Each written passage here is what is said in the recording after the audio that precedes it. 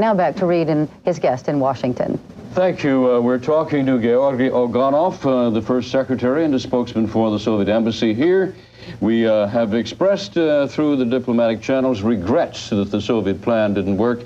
I was asking you if there's any further activity anticipated with regard to trying to mediate this thing or have the Soviets wash their hands. Well, I believe when Tariq Aziz left Moscow, it was announced that he won't be coming back, and basically we got Iraqis to agree to certain conditions to bring them up to a certain point, especially to the major point which was envisaged by the UN Security Council resolutions, the withdrawal of Iraqi forces from Kuwait. And we got Tariq Aziz announced in Moscow not only the word withdrawal, but also to use, with reference to the state of Kuwait, its proper name. Unfortunately, it never worked out, as you know. We haven't too much time, but also you sort of wanted at first to guarantee the safety of Saddam Hussein, to take the sanctions off before the United Nations might contemplate doing so.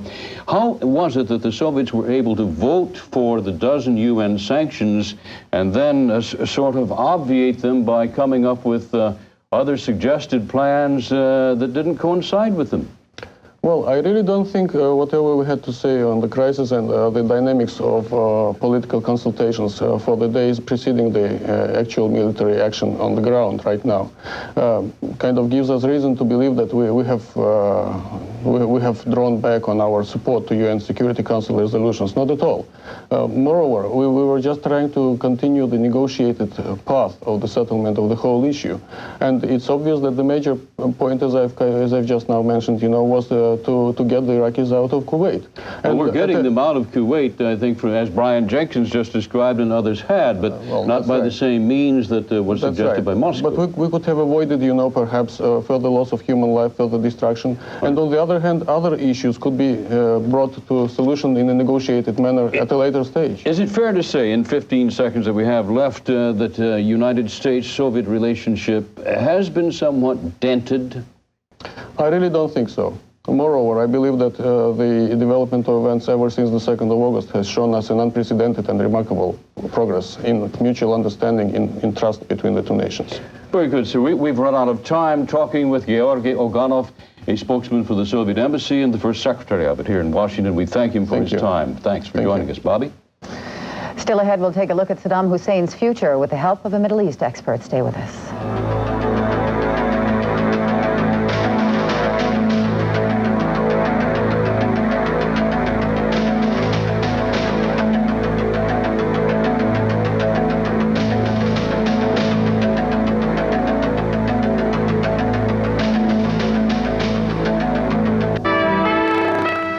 Some developments in the Gulf War now. Saudi Arabia puts the joint Arab force casualties in 2 days of ground fighting at 5 killed, 20 wounded. In a morning briefing, the Saudi Joint Forces commander also put the Iraqi POW toll up to 20,000 Iraqis taken prisoners. He issued a warning to those who are taking part in atrocities against Kuwaiti civilians that they're going to be held responsible before some international courts of law. Iraq's Saddam Hussein has vowed never to surrender to Allied forces. He has also accused the Allies of treachery for attacking Iraq after he had agreed to a Soviet plan to withdraw from Kuwait. What does the Iraqi president hope to accomplish in this war, and what happens after the fighting is over? Joining us from Washington is Laurie Myroie, a Middle East expert. She is co-author of a book, Saddam Hussein and the Crisis in the Gulf, and a Bradley Foundation Fellow at Harvard Center for Middle Eastern Studies. Good morning. Good morning. As we just said, Saddam Hussein has sworn that he will never surrender, and Republican guards seem headed for what could be a very fierce battle in this conflict with Allied forces. How long do you think Hussein can remain defiant? He may remain defiant till the end, but I doubt he will stay in power very much long after this. What led him to this point? What drove him to take this conflict to this stage? He's been trapped by two things. On the one hand, even the invasion of Kuwait, I believe, is properly understood as a result of his domestic problems. He needed something to show for this invasion of Kuwait, and the administration was unwilling to give it to him. Was his goal all along to take on the West? I don't think so. I think he expected that the United States would not respond in a military way to his attack on Kuwait.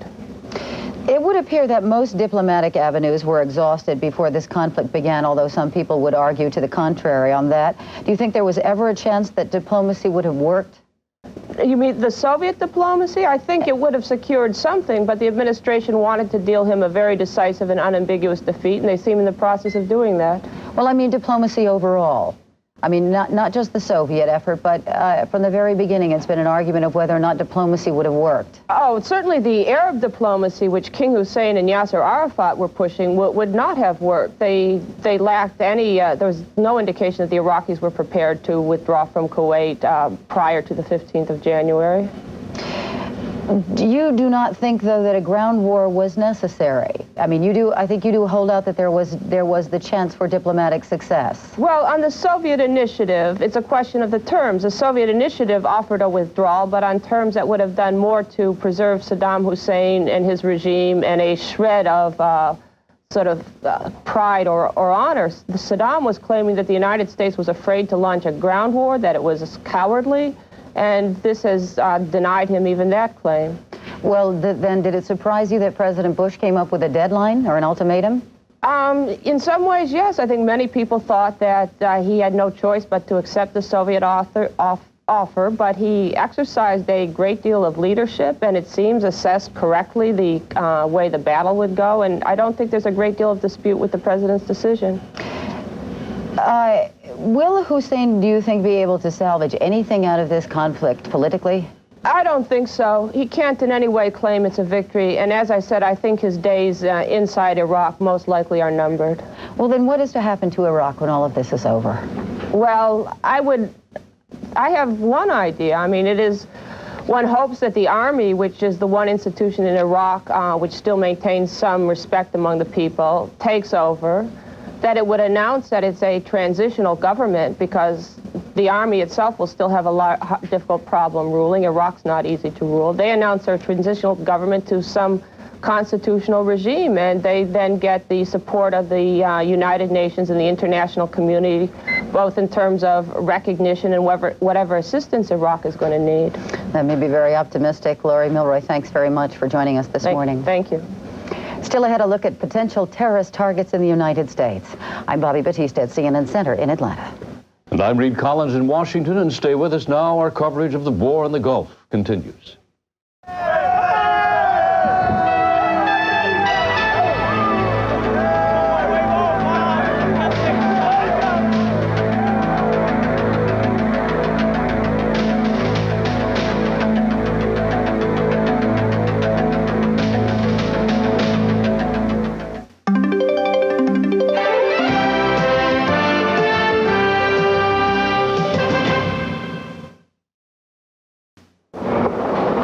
The coalition amphibious force uses the art of deception in the northern Persian Gulf.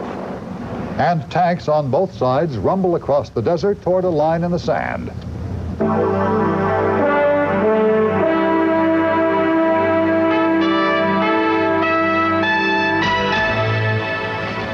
Welcome to CNN's continuing coverage of the war in the Gulf. I'm Bob Kane. And I'm Donna Kelly. The Joint Arab Forces now say that they have taken about 20,000 Iraqi prisoners. The figures were released this past hour, while the coalition ground offensive was punching its way into Kuwait and southern Iraq. At the same time, tanks of Iraq's Republican Guard are heading south toward the armored vehicles of the coalition. More now from CNN's Mark Leff. Headlines in Baghdad newspapers Monday screamed, "Fight them." Pictures from southern Kuwait Sunday told a different story. And the official figure from the Saudi military is that about 20,000 Iraqi soldiers have surrendered or been captured since the ground attack began. Almost too many to handle. The official word on both sides of the Iraqi-Saudi border is positive. And Iraqis regained all positions that had been taken by the enemy. The enemy forces fled, leaving tanks, burning, and other machinery. The battle is going extremely well. Just how well, I would not say precisely, because we do not wish to appear overconfident. This is Kuwait's National Day. The country got its independence from Britain 30 years ago. But for now, the celebrations are happening outside it. We go back to our country. Our country freedom, okay? Kuwaiti soldiers joined Saudi and other Arab forces pushing across the Saudi border into Kuwait on Sunday. U.S. and other coalition troops are said to be more than 100 miles inside Kuwait and Iraq at this point, with one report that 80 or so tanks from Iraq's Republican Guard are heading south to meet them. U.S. Marines in the Persian Gulf were in position to hit the beach at Kuwait City when they get the word. There was word from Kuwaiti sources that U.S. troops had captured a strategic island and were already in or near the city.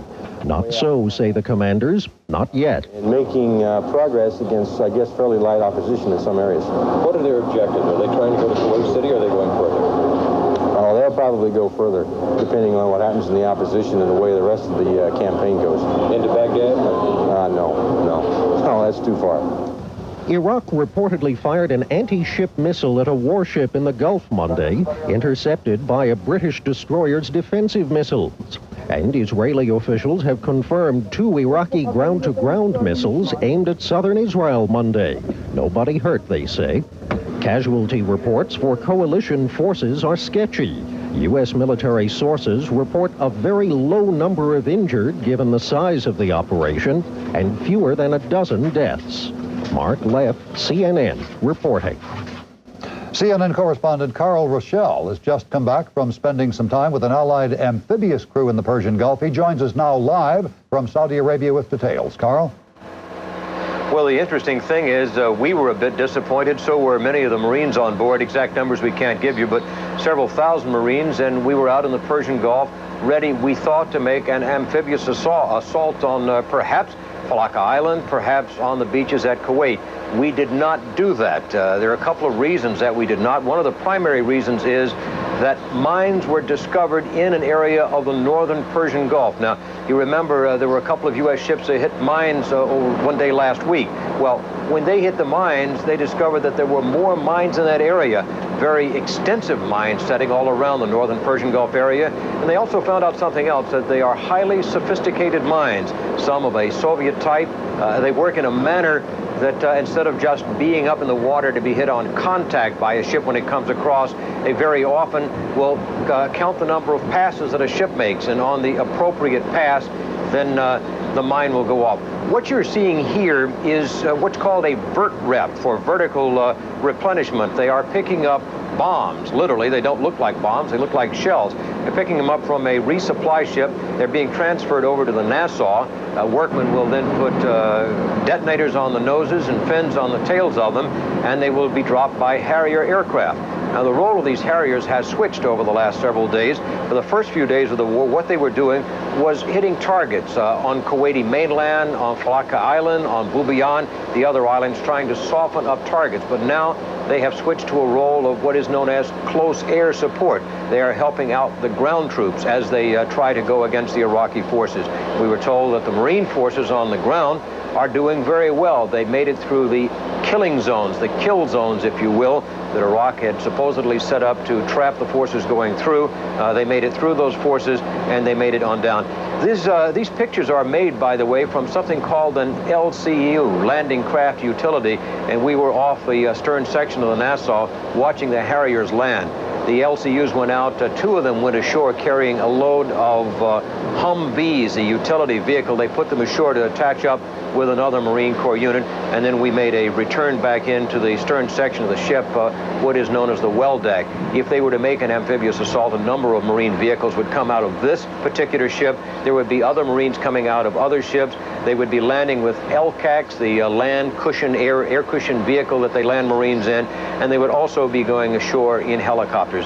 They tell us that they can do it at any time. General Jenkins, whom you saw a little earlier, told us that they had cleared some paths through the mines so that they could get through. But the interesting thing is, the Marines say, just simply by being where they are in the Persian Gulf and being able to land in several different directions at any one given time, that they are holding hostage 5 to 6 divisions of Iraqis who are sitting in the coastal defenses waiting to deal with them if they land. So they're holding these people at bay. It's a very interesting situation out there. Thank you, Carl. Again, Saudi Arabian guidelines on live reports restrict some of what CNN is able to show. And the Joint Arab Forces briefing just concluded a short while ago. Let's go to CNN's Rick Salinger in Saudi Arabia for a bit more on that. Rick? Donna, first of all, the latest information we're getting comes from the Reuters news service quoting Western military sources. They say that Allied warplanes and Apache attack helicopters have confronted a convoy of some 80 Republican Guard tanks. These, of course, are the tanks belonging to the elite forces of the Iraqi army, and the Allies have been trying to flush them from their positions for some time. We have no yet word on how that confrontation is going, but apparently it happened some distance from the Allied ground forces that the Republican Guard was moving towards. Meantime, the Joint Arab Forces concluded their briefing just a few minutes ago, and they say that the battle does continue to go quite well and that casualties are extremely light. In fact, for the Arab forces, the figure that they gave is just 5 dead and 20 wounded. The troops continue to advance according to the battle plan. The Iraqi resistance is reported to be heavier today. Yesterday, they said there was the element of surprise, but today they are running into better trained forces. Meantime, the number of Iraqi prisoners of war is multiplying at a rapid rate. The latest number they now give is 20,000, according to the Saudi general, Prince Khalid bin Sultan. He also says they're getting more reports that the Iraqi troops are committing atrocities inside Kuwait. There's horrible things going on. I hate to say it, but there is killing people by axes, hitting both heads. They rape females, cut them, certain parts of them, and hang them in every street. There is, unfortunately, they even try to force their own Iraqi very young soldiers to kill another Kuwaiti children, those type of things, which is, if I elaborate on it, it's so horrible. He said those responsible will face trial before an international court of justice. Reporting live from Riyadh, Saudi Arabia, Rick Salinger, CNN. All right, Rick, thanks very much. And once again, CNN has agreed to Saudi government guidelines we must follow for live reports from Saudi Arabia. We'll continue with our coverage in just a minute.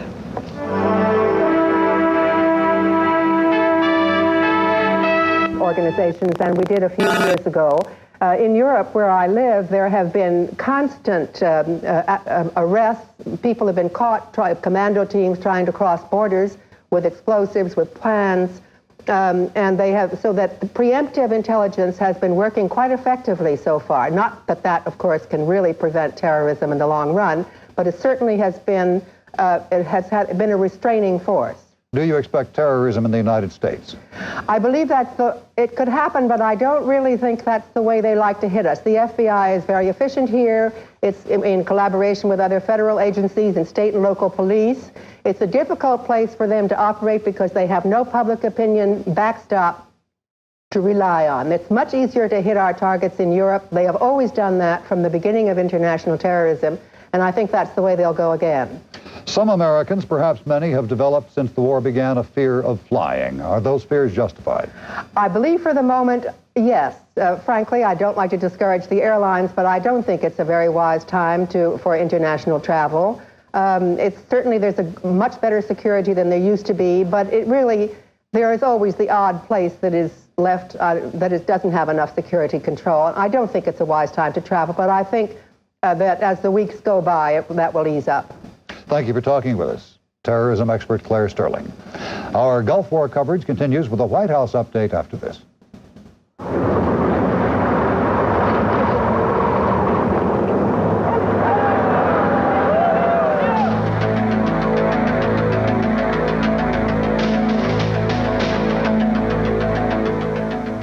Action, they say, and 20 others wounded. Republican Guard troops, Iraq's elite fighting force, and tanks said to be on the move southward from the Iraq-Kuwait border.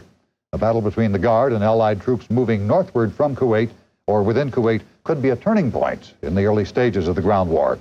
Allied planes, including Apache helicopters, are reported targeting those Republican Guard tanks. Coalition forces have pushed into both southern Iraq and Kuwait. Allied military officials say U.S. Marines have penetrated 2 lines of Iraqi defenses and have taken up positions west of Kuwait City. A senior French military official says the unexpectedly large number of Iraqi prisoners is becoming a burden for the rapidly advancing French forces. The thousands of Iraqi POWs are being taken to a series of holding areas run mostly by U.S. specialists. People in Baghdad went to market today under clouds of black smoke from overnight Allied bombing raids. Air raid sirens sounded again this morning, although no explosions were reported heard in the downtown area. Iraqi radios calling on the troops to keep fighting, while Baghdad newspapers report victories over Allied forces. Israel remains on high alert after an early morning Iraqi Scud attack. No reports of damage or injuries from 2 missiles. It was the first Iraqi Scud attack on Israel since the ground war began. Into a brand new week and the news of a ground offensive begun. Let's see what that's doing on the New York Stock Exchange with Beverly Shook. Morning, Beverly. Good morning. Just before the exchange opened this morning, there was a moment of silence for the troops in the Gulf, the Allied troops. And if you've ever seen the stock exchange in action, a moment of silence is quite an impressive thing. Meanwhile, optimism over the initial success of U.S. ground forces in the Gulf is giving a boost to stock prices here on Wall Street. 1,000 more than the figure we got for the first 24 hours of the ground offensive. Most Iraqi POWs at this point are being held by specially trained U.S. military reserve and National Guard units activated for just that purpose. We're told those prisoners currently are being processed, deloused, bathed, fed, and properly clothed. The Saudi commander, General Khalid bin Sultan, said it is clear that most Iraqi troops just don't believe in their mission. At the same time, he said the Allies could still expect some Iraqi resistance. You know, when you enter the first day, element of surprise has tremendous effort to make less resistance. Now we are talking about other more better trained forces, but as I said before, we have to plan for the worst. I believe that we might have more resistance today and tomorrow, but this is all planned for. Included in that projected resistance for U.S. armored forces, the threat posed by Iraq's Republican Guard units, which have been reported moving south toward the advancing coalition tank columns. A senior Pentagon official tells CNN if and when that clash comes, it'll probably be the most significant of the war. Another says there is no reason to believe the Republican Guard will not fight. Finally, on the question of casualties, General bin Sultan said this morning that Arab forces and French units operating with them have suffered so far 5 dead and 20 wounded in battle. We could get some updated figures on U.S. casualty figures from the American military briefing about a half hour from now in Riyadh. Bob? Gene, is there anything further you can tell us about this purported column of 80 Republican Guard tanks headed south from the northern Kuwaiti border?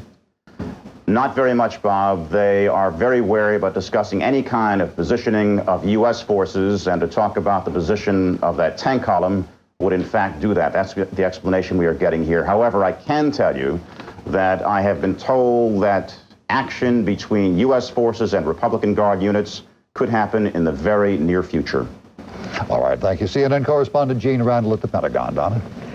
Wide differences and a few similarities are found in comparing Iraq's Republican Guard with U.S. troops in the Gulf. CNN's Al Hinman has our report. Iraq's Republican Guard is considered an elite force, but how good is it? They're as good as any other army in the field in the world today. And they certainly had demonstrated their fighting capability in the war with Iran. Of course, we really don't know whether they retained that combat edge for the 2 years intervening between the end of the Iran-Iraq War and this conflict. The Guard has the best equipment in the Iraqi army, much bought from the Soviet Union, as well as France, Brazil, and South Africa. Guard troops are the best trained and most highly motivated in the Iraqi army, believed loyal to President Hussein, and battle-tested. Regular units of the Iraqi army vary in their capabilities, but most analysts believe Iraqi regulars are competent soldiers. Many saw action in the war with Iran and were a confident fighting force. But no one is sure how much fight constant bombing has taken out of the Iraqis. The weakest link in the Iraqi army, recent conscripts sent to the front lines in Kuwait. They're described as little more than cannon fodder. U.S. frontline troops are among the best trained in the world, and they volunteered for service unlike most in the Iraqi military. But most U.S. servicemen and women have never seen combat. The ultimate test is battle. The Republican Guards haven't been tested for 2 years. The American Army hasn't been bloodied, with a little bit of exception in Panama in most recent times. And so the answer to the question is, how do you know, is that you don't know until they actually meet in battle. About 20% of U.S. troops called to action in the Gulf are reservists. Many have battlefield experience, and they're older on average than full-time military personnel. But today's U.S. Army is older than its Vietnam counterpart. The average age is now 27, and nearly everyone is at least a high school graduate. Al Hinman, CNN, reporting. When our coverage continues, we are going to go to New York for a live report and see what some New Yorkers are saying about the war.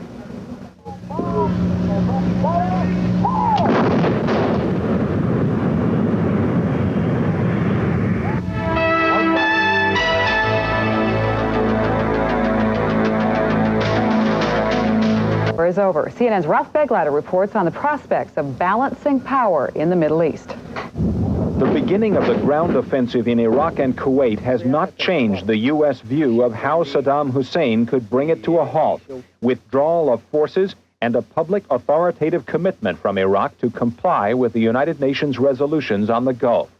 But what will happen in the Gulf after the war is still not clear. There will be different viewpoints with respect to what sort of regional security arrangements there should be, with respect to how the Arab-Israeli conflict should be solved, with respect to whether there should be arms control and proliferation regimes, with respect to questions of economic reconstruction. After Kuwait's alliance under fire with the United States, Kuwait could decide to abandon its traditional opposition to allowing non-Arab forces to be stationed on its soil. The person who has encouraged the presence of foreign forces in the region is Saddam Hussein. Now, how we're going to look at this in the future for the sake of peace, security, and stability of the region, we have to certainly, undoubtedly, look into it in a different context. Assuring stability in the region will require some continuing military force to prevent an Iraqi resurgence. President Bush has repeatedly promised his Gulf allies not to leave American ground forces in the region, even if air and naval forces do remain. National Security Advisor Brent Scowcroft says the U.S. expects the Arab coalition members, Egypt, Saudi Arabia, Kuwait, other Gulf states, and perhaps even Syria, to shoulder the ground forces' burden of preserving stability. Iran will play a key role in Gulf stability. The United States has shunned dealings with Iran for more than a decade, but Secretary of State Baker is already certain the U.S. will have to talk with Iran about post-war Gulf security. Even though the U.S. has no direct lines of communication with Iran, it was among the nations which received a message from Washington right after the ground war started. The administration reassured Iran that its only goals are forcing Saddam Hussein to reverse his occupation of Kuwait and restoration of peace and stability in the Gulf region. That's intended to keep the Iranians on the sidelines as the war moves into what could be its final stage. Ralph Begleiter, CNN at the State Department. This Arab fighting spirit that Iraq is representing today will not disappear or go away regardless of the results of the war. The Iraqis have our total support in victory or defeat, not only as fellow Arabs and Muslims, but also as the genuine defenders of the human will to survive and be free in dignity and honor. Most military analysts have suggested coalition forces should avoid a frontal assault on the heavily fortified Iraqi positions along the Saudi-Kuwaiti border. Jeremy Thompson has a report on Allied troops who appear to be encircling the Iraqis. The skies over Iraq are thick with helicopters. It's the largest airborne assault of its type ever mounted. By tonight, if all goes well, they'll have set up a huge forward base deep inside Iraq, a fortified fuel station for the helicopters, complete with field hospital and supplies. From this bridgehead, codenamed Cobra, 4,000 airborne troops will launch attacks into the Euphrates River Valley, south of Baghdad itself. The air assault, coupled with land attacks, is aimed at encircling and isolating Saddam's key units of the Republican Guard, now entrenched outside the southern Iraqi city of Basra. The first wave of 118 helicopters are now poised to try and cut off the Republican Guard from either retreat or advance.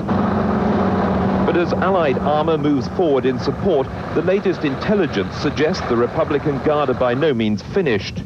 Coalition pilots have seen some 80 Iraqi tanks moving south across the battlefield towards the advancing front line of Desert Storm.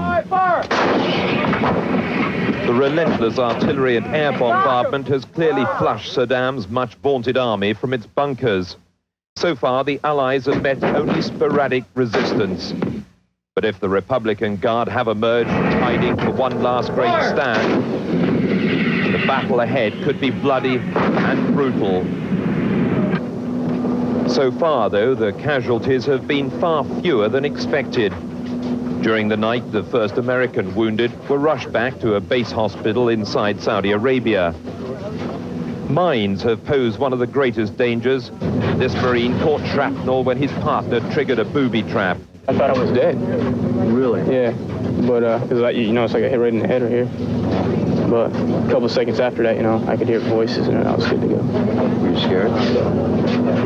Yeah, a little bit. But, you know, I don't know, it's kind of weird. It's, you know, not what you expect. And basically, out of being a little bit sore and takes your time, I think you're going to be just fine. Okay?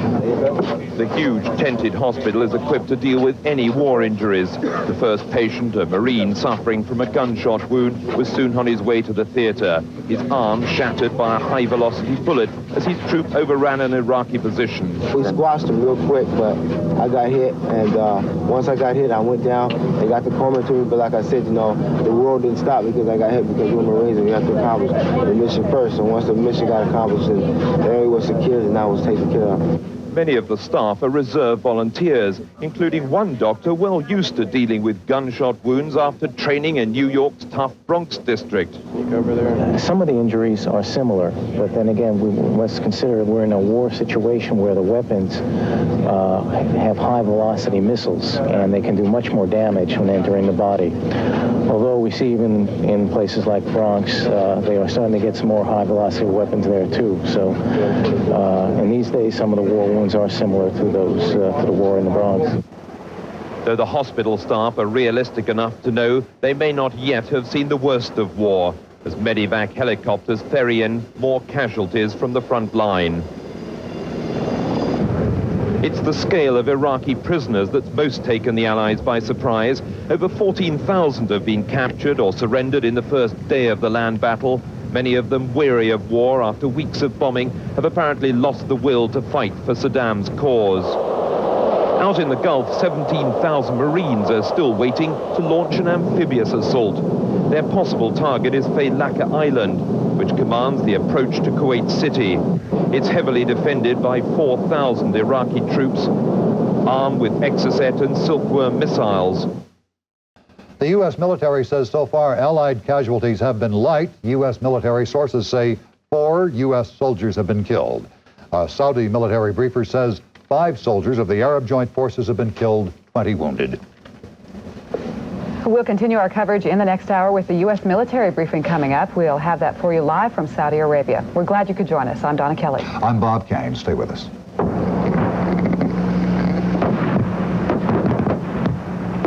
Spokesman. Allied officials say 2 U.S. Marine divisions have pierced mined Iraqi lines and have driven to the outskirts of Kuwait City. And U.S. and French paratroopers reportedly have landed in central Kuwait City. As Allied forces press on deeper into Kuwait and Iraq, Allied commanders speak of light casualties and high prisoner of war figures. The Saudi military spokesman says the first 2 days of ground battle have cost joint Arab and French forces 5 lives. 20 of the troops are wounded. And Iraqi forces occupying Kuwait are being warned that they will be tried for war crimes if they violate human rights. Thus far, the Allies have encountered slight resistance. In fact, the latest count of Iraqi prisoners of war has now reached 20,000. A Pentagon official says special U.S. military police are taking charge of the thousands of surrendering Iraqi troops. CNN's Brian Jenkins is in Kuwait and reports many Iraqis are giving up without a fight. We passed a column of Saudi tanks and trucks several miles long heading north. I won't say how many vehicles there were or how far they're going, but I can say Saudi forces appear to be well supplied and will be strongly reinforced. And if the Iraqi forces still on the battlefield could see what we saw, they would probably break out their white flags. But Iraq's best, the Republican Guard, is reported on the move south toward the Allies. The Republican Guard is better equipped and better trained than the rest of Saddam Hussein's army. Allied planes and Apache helicopters have attacked a convoy of 80 Republican Guard tanks as they advance toward Allied lines. Iraqi forces today used a Silkworm missile to attack Allied warships in the Gulf, but the Silkworm was destroyed by British missiles. It was the first attack from land against Allied warships. The BBC says the Iraqis were trying to hit the USS Missouri, which has been pounding Iraqi forces in Kuwait. Meanwhile, in Iraq, Baghdad Radio has broadcast several military communiques. Baghdad Radio is urging Iraqi soldiers to fight and kill mercilessly.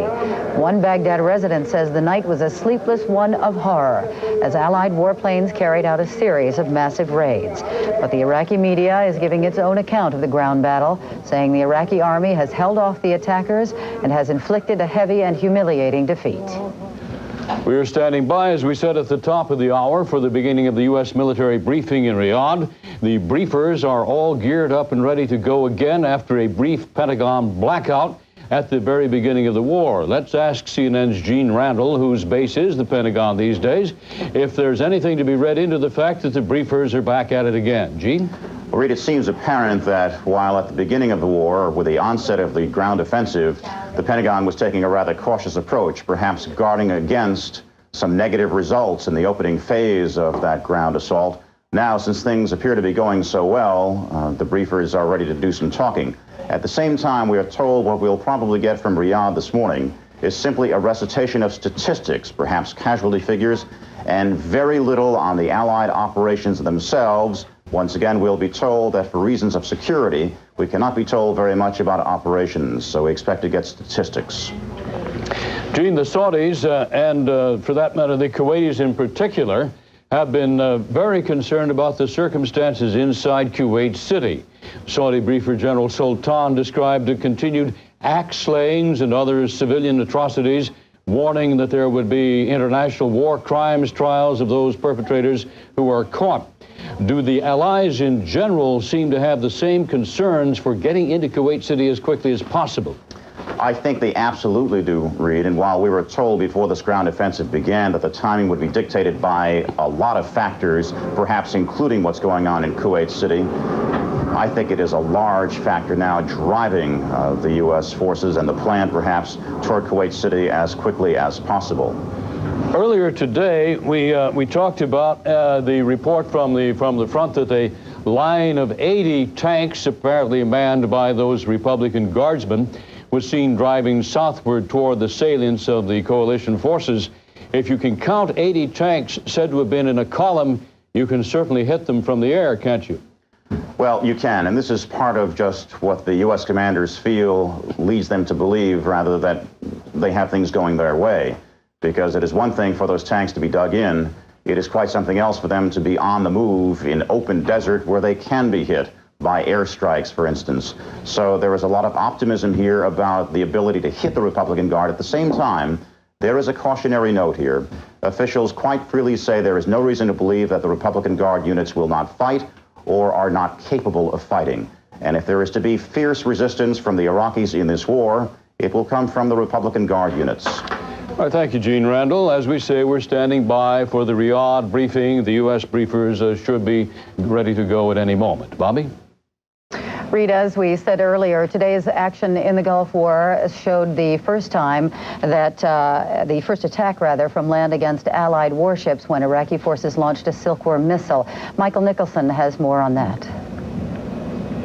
In what could be a final desperate attempt to sink a British warship, the Iraqis fired a Silkworm missile at this destroyer earlier this morning. The radar-guided missile, which weighs 3 tons, that's 3 times bigger than an Exocet, was launched from the coast just over our horizon a little before daybreak. Gloucester was at that moment acting as shotgun to the U.S. battleship Missouri, that is, protecting it from air and missile attack, while the American warship's 16-inch guns continued to bombard remaining Iraqi installations off Kuwait City. Within 7 seconds of sighting the Silkworm on Gloucester's radar, 2 Sea Dart missiles were fired, and they intercepted it when it was less than 30 seconds away. The explosion was clearly seen by those on deck. having shown itself, we can assume now that Allied aircraft have attacked and destroyed the Silkworm's launch site, as well as those ground troops operating it. And I can again report that all British and American ships in our battle group are safe and well.